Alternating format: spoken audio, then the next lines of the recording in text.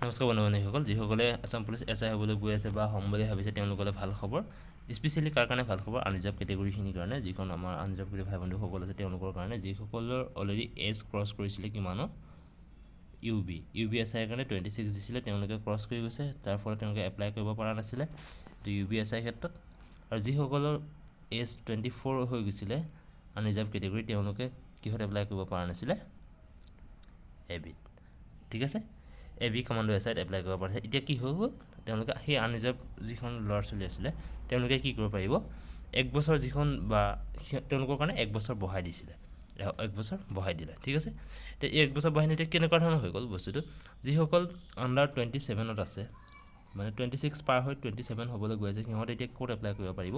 UB SIত। ঠিক আছে, আৰু যিসকল 24 পাৰ হৈ 25ত ভৰি দি আছে সেইসকলে ক'ত এপ্লাই কৰিব পাৰিব? AB SIত। ঠিক আছে, আৰু এইটো লাষ্ট ডেট কেতিয়ালৈকে ক'ৰ পৰা ক'লৈ কৰিলে?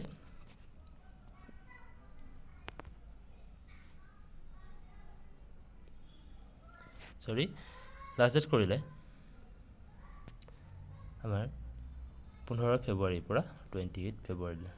আৰু কি হৈছে, আপোনালোকে জল্দি এপ্লাই কৰক। খুব সম্ভৱতঃ UB SI চাগে বাঢ়িব, কাৰণ কমাণ্ডো SIটো বঢ়া চান্স নাই, কিন্তু UB SI বঢ়া চান্স আছে। গতিকে আপোনালোকে এপ্লাইটো কৰি থৈ দিব, বাকী বাৰু কেতিয়া হয় দেখা যাব। ঠিক আছে, এইটো সৰু ইনফৰমেশ্যন আছে। আপোনালোকে সোনকালে যাৰ এলিজিবল হয় এপ্লাই কৰক আৰু চাকৰি লওক। ধন্যবাদ।